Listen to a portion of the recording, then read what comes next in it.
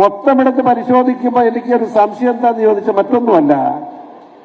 അടുത്ത ഞാൻ ഒളിച്ചു വെക്കാൻ ഒരു അഹങ്കാരവും പറയുന്നില്ല. അടുത്ത 26 വർഷം ഒരു ത്രിതല പഞ്ചായത്ത് ഇപ്പൊ 5 മാസത്തിന് നടക്കുമല്ലോ.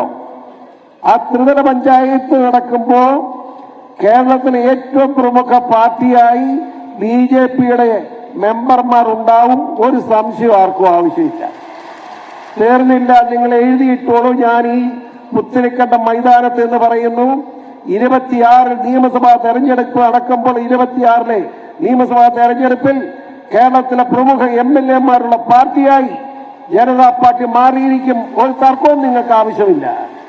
അതുപോലെ തന്നെ വളരെ വിനയത്തോടുകൂടി പിണറായിയോടും കോൺഗ്രസിനോട് പറഞ്ഞു, നിങ്ങൾ രണ്ടു കൂട്ടരും ഒരേ വള്ളത്തിൽ യാത്ര ചെയ്യുന്നവരാണ്. നിങ്ങളുടെ കൂട്ടത്തിൽ കൂടിയിട്ട് കാര്യമില്ല. മാറ്റം ആവശ്യമാണ്. ഇവിടെ വികസിത കേരളം എന്ന മുദ്രാവാക്യമായിട്ടാണ് നമ്മുടെ സംസ്ഥാന പ്രസിഡന്റ് രാജീവ് മുമ്പോട്ട് പോകുന്നത്. അതിനോട് അനുഭാവം രേഖപ്പെടുത്തിക്കൊണ്ട് കേരളത്തിൽ അങ്ങോളം ഇങ്ങോളം ജനങ്ങൾ ശക്തമായി പ്രവർത്തിച്ചു വരികയാണ്. യാതൊരു സംശയം വേണ്ട, 29-ൽ മോദിജി പ്രഖ്യാപിച്ചതുപോലെ തെരഞ്ഞെടുപ്പ് നടക്കും. ആ തെരഞ്ഞെടുപ്പിൽ എഴുതിയിട്ടോളൂ, നിങ്ങളുടെ പ്രവർത്തനമുണ്ട്.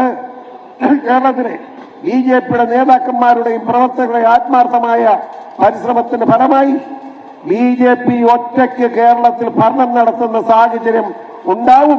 അതിന് ഒരു സംശയം ആർക്കും ആവശ്യമില്ല എന്നാണ് എനിക്ക് പറയാനുള്ളത്. ഇവർ പറയുമ്പോ നമുക്ക് എന്തോ വലിയ കുഴപ്പമെന്നൊക്കെ പറഞ്ഞ് എല്ലാം നിന്നു. ഇപ്പോ ആരാണ് വർഗീയവാദികൾ തെളിഞ്ഞു കഴിഞ്ഞു.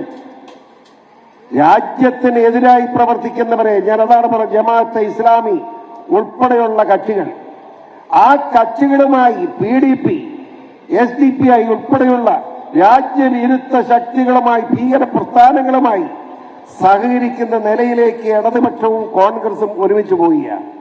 എനിക്കൊരു സംശയം, BJP എന്ന് പറയുന്ന മഹത്തായ പ്രസ്ഥാനം മോദിജിയുടെ നേതൃത്വത്തിൽ, ഇവിടെ വരാൻ പോകുന്ന അമിത്ഷാജിയുടെ നേതൃത്വത്തിൽ ഇന്ത്യയിലെ ബഹുഭൂരിപക്ഷം സംസ്ഥാനങ്ങളിലും ഭരണം നടത്തുകയാണ്.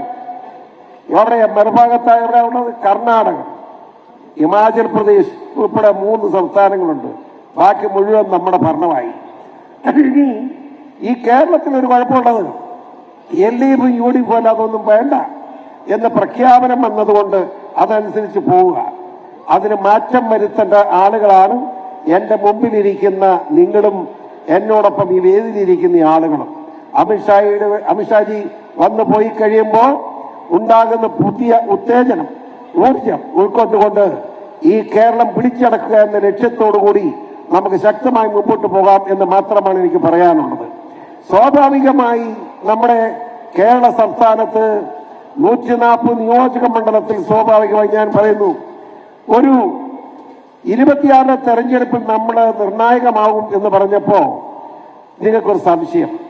യാതൊരു സംശയം വേണ്ട, 26 തെരഞ്ഞെടുപ്പ് കഴിയുമ്പോൾ കേരളത്തിലെ ഇടതുപക്ഷവും കേരളത്തെ UDFും ഒരു മുന്നണിയായി മാറുന്നത് നിങ്ങൾക്ക് കാണാൻ കഴിയും. ഇപ്പോ കേരളം വിട്ടുകഴിഞ്ഞാൽ LDF UDF ഒരുമിച്ചാണ്. ഇവിടെ ഞാൻ ചോദിക്കട്ടെ, ഡൽഹിയിലാവട്ടെ, പഞ്ചാബിലാവട്ടെ, UPയിലാവട്ടെ, എവിടെ തെരഞ്ഞെടുപ്പ് നടന്നാലും കമ്മ്യൂണിസ്റ്റുകാർ അത് ഇല്ല, 1-2 ഉള്ളൂ. ഉള്ളതും കോൺഗ്രസ് ഒരുമിച്ച, അവർ രണ്ടല്ല. ആ നിലയ്ക്ക് എങ്ങനെ മുന്നോട്ട് പോകാൻ കഴിയും?